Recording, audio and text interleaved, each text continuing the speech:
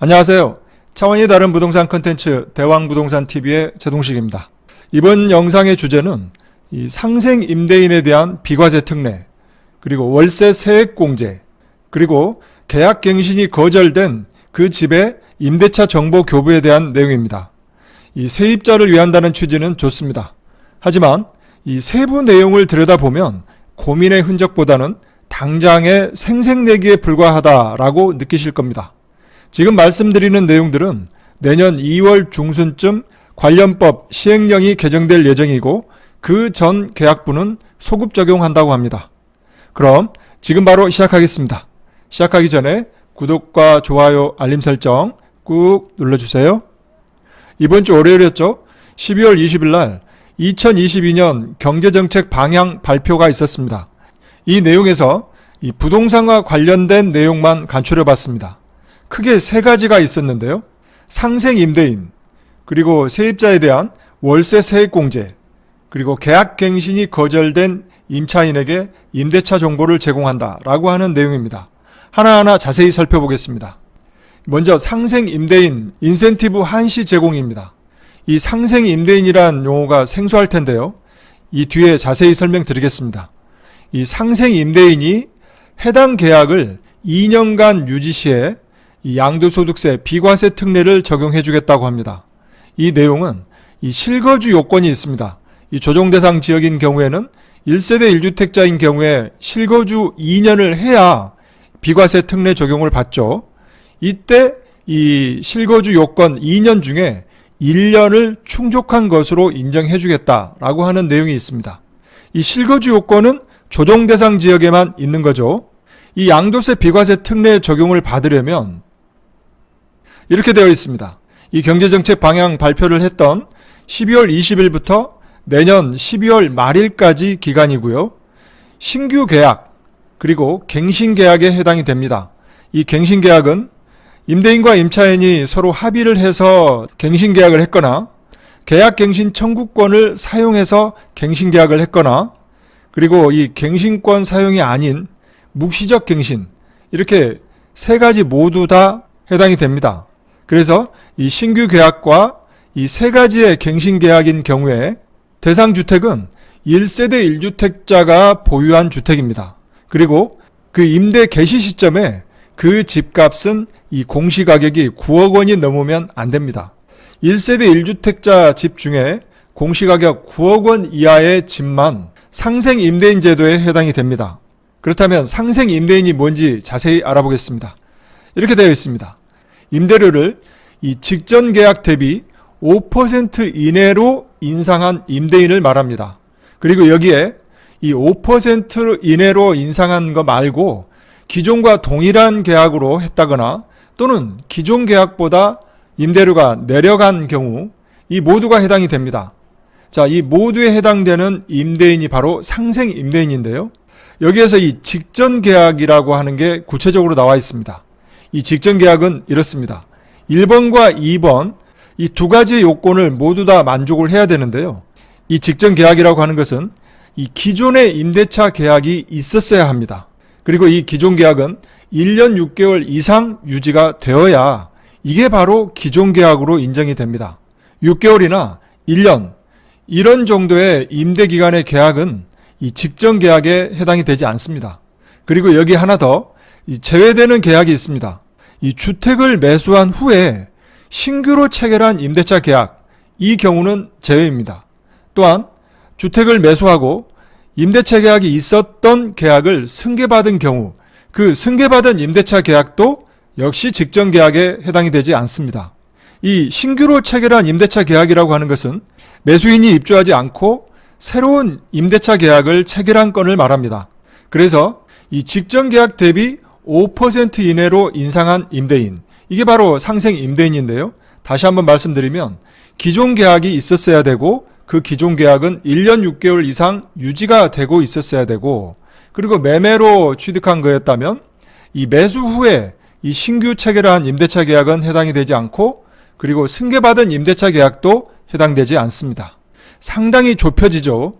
다시 앞으로 가보면 이 상생 임대인 인센티브 제도는 내년 말까지 1년간 한시적으로 적용이 됩니다. 1세대 1주택자가 직접 본인이 거주하지 않고 임대를 주는 경우는 그리 많지 않을 겁니다. 그리고 여기에 이 공시가격 9억 원 이하만 해당이 되기 때문에 이 당장의 서울 아파트의 평균 매매가가 12억 원이 넘었다고 하는데요.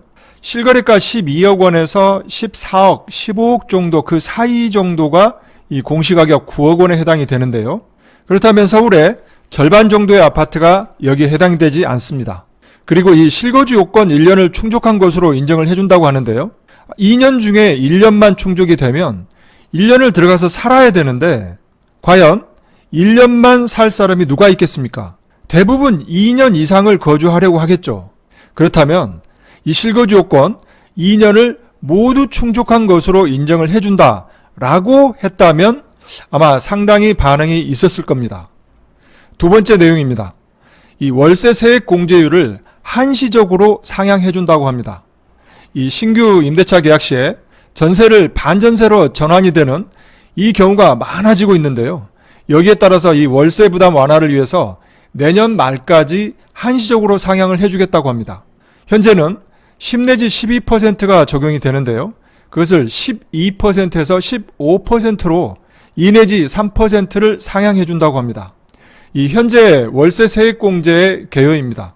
이 대상은 이 총 급여액이 7천만 원 이하의 무주택자가 해당이 됩니다.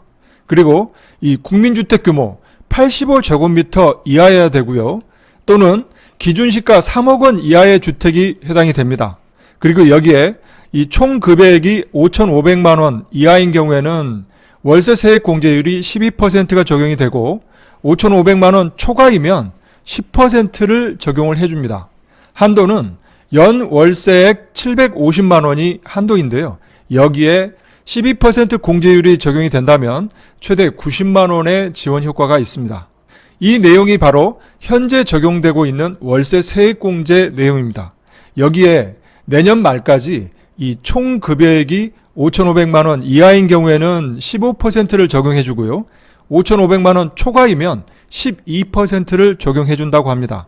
연 월세액 750만 원 한도에 이 15% 공제율을 적용해 보면 112만 5천 원입니다.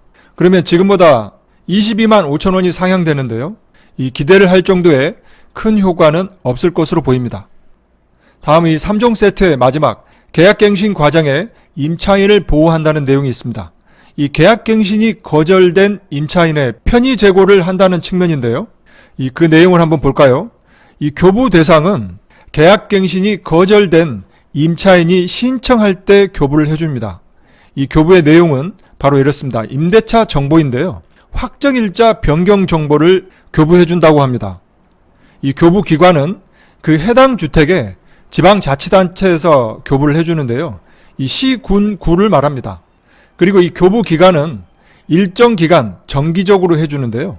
그 일정 기간은 최대 2년일 겁니다. 이 계약갱신이 거절된 임차인 입장에서는 많이 불편할 겁니다. 이 좀 더 살 수 있었음에도 불구하고 임대인이 직접 거주를 한다고 한다면 이 집을 비워줘야 되기 때문에 어쩔 수 없이 나가야 되죠. 자, 이럴 때 임대인이 직접 실거주를 하고 있는지 또는 2년이 되기 전에 매도를 했는지 이 내용에 대해서는 세입자가 직접 확인을 해야 됩니다. 안 그래도 임대차 3법 시행 1년 반 만에 이 세입자와 집주인 분쟁이 5배로 급증했다고 하는데요.